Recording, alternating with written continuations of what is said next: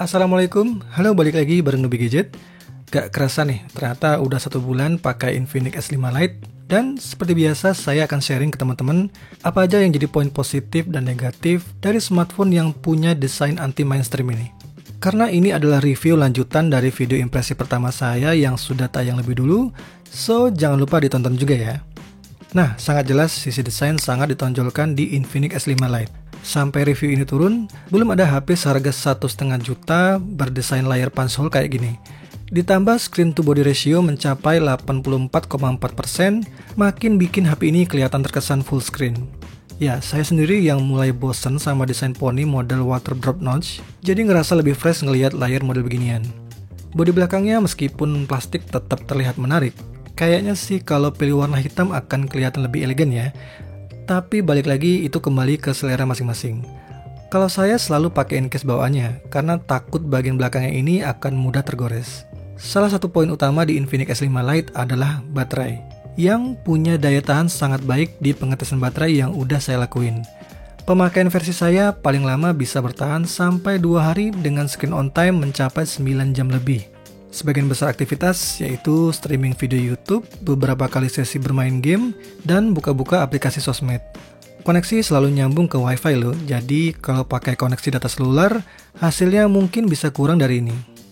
Hanya yang sedikit mengganggu adalah kecepatan charging lewat port micro USB-nya dengan charger bawaan beroutput 6 watt maksimum di 1,2 ampere, butuh waktu 3 jam untuk mengisi baterai sampai penuh.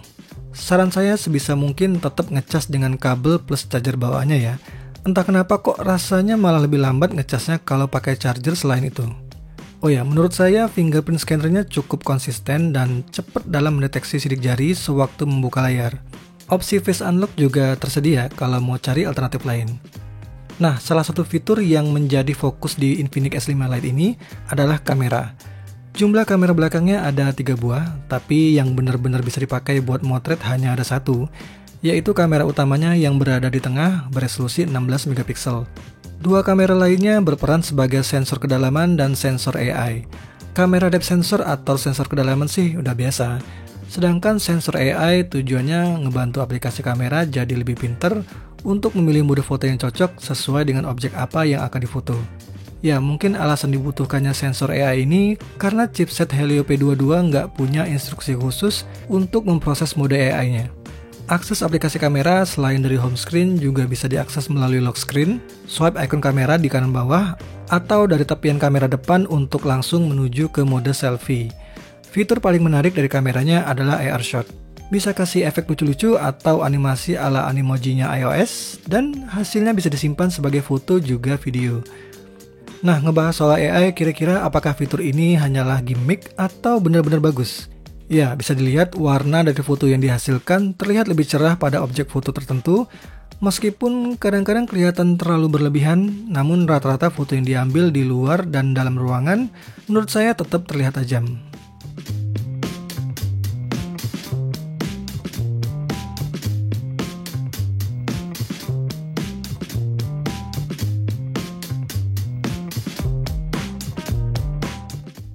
Foto malam hari hasilnya lumayan lah. Memang nggak ada mode foto khusus semacam night mode yang bikin hasil foto jadi lebih terang. Tapi untuk noise-nya tergolong minim asal kondisi cahaya nggak gelap-gelap amat. Hasil fotonya tetap terlihat oke kok.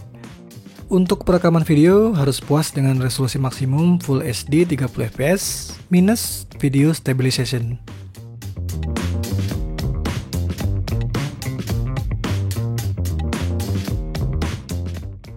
Sistem operasi masih di XOS Cheetah versi 5.5.2 berbasis Android 9 Pie dan belum ada update lagi sejak pertama kali pegang HP ini.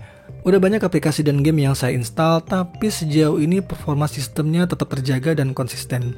Responsif dari segi UI dan efek transisi. Fitur Smart Panelnya memudahkan akses shortcut beberapa aplikasi, screen capture, dan screen recording. Tapi fitur ini saya matikan karena sering nggak sengaja terswipe dan nongol sendiri. Fitur-fitur berguna lainnya seperti opsi navigasi dengan 3 pilihan. Salah satunya ada gesture navigation kalau pengen tampilan layar full screen tanpa tombol navigasi. Nggak cuma itu, ada banyak pilihan gesture lainnya yang ada di menu action and gesture. Semisal bosen sama tampilannya, bisa kok manfaatin aplikasi Xtheme untuk download wallpaper tema, dan font yang koleksinya lumayan dan gratis. Tapi tema di sini hanya sebatas mengganti wallpaper dan ikonnya aja, sama sekali nggak ngubah tampilan keseluruhan sistem UI-nya. Yang bikin sedikit kurang greget, di macOS ini belum ada fitur semacam dual apps berguna untuk mengcloning aplikasi jadi dua. Terus juga belum ada dark mode seperti kebanyakan UI Android lainnya, kayak di MIUI, ColorOS, atau One UI-nya Samsung. Soal gaming ya mungkin bukanlah sebuah prioritas utama di HP ini. Chipset MediaTek Helio P22 yang sudah berumur sekitar 2 tahunan terkenal lemah di sisi GPU. Untuk game-game yang membutuhkan pemrosesan grafik tingkat tinggi seperti Call of Duty Mobile, mentok di settingan paling rendah. Masih playable sih, tapi mungkin nggak begitu nyaman dimainkan.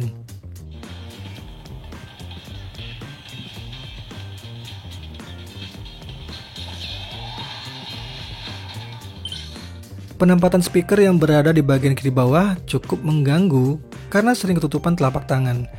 Oke lah, tinggal diputar layarnya kan beres. Nah, timbul masalah baru, bagian kameranya ini akan menghalangi tombol di game jadi nggak bisa disentuh. Lebih spesifik lagi, area sepanjang atas layar bernasib sama. Nggak ada respon meskipun dicoba berulang-ulang, kecuali diputar lagi ke arah sebaliknya. Padahal touchscreen-nya nggak ada masalah loh kalau dites pakai aplikasi multitouch. Keluhan lainnya di launcher bawaan yang menurut saya terlalu rame. Ya memang bisa dikustomisasi, tapi mungkin akan membingungkan untuk pemakai pemula. Terus bisa dilihat iklan ada di mana-mana. Banyak sekali rekomendasi game atau aplikasi, entah itu di layar home screen atau di app drivernya. Kelihatan agresif banget kan? Nggak sampai di situ, ada banyak notifikasi nggak penting yang masuk di notification bar. Salah satu isinya ya juga iklan. Aplikasi bawaannya pun nggak luput dari serangan iklan seperti di aplikasi theme atau cleaner. Praktek kayak gini udah dianggap biasa sih, supaya pabrikan bisa menekan harga jual smartphone menjadi jauh lebih murah. Gimana menurut kalian? Setuju atau nggak? Oleh karena itu, saya saranin untuk menginstal aplikasi launcher lain seperti Nova atau Poco Launcher. Setidaknya ya bikin tampilan UI-nya jadi makin simple dan kelihatan bersih. Nah, kesimpulannya, layak atau enggaknya HP ini dimiliki, kembali lagi ke kebutuhan masing-masing. Buat yang pengen tampil beda, butuh kapasitas memori serta media penyimpanan yang besar, plus kamera dengan resolusi tinggi, HP ini udah pasti cocok untuk dibeli. Oke, sekian dulu video dari saya. Kalau suka jangan lupa like dan share ke teman-teman kalian ya. Jangan lupa subscribe juga channel ini untuk konten-konten gadget menarik lainnya. Sampai jumpa di video berikutnya, semoga bermanfaat dan wassalamualaikum.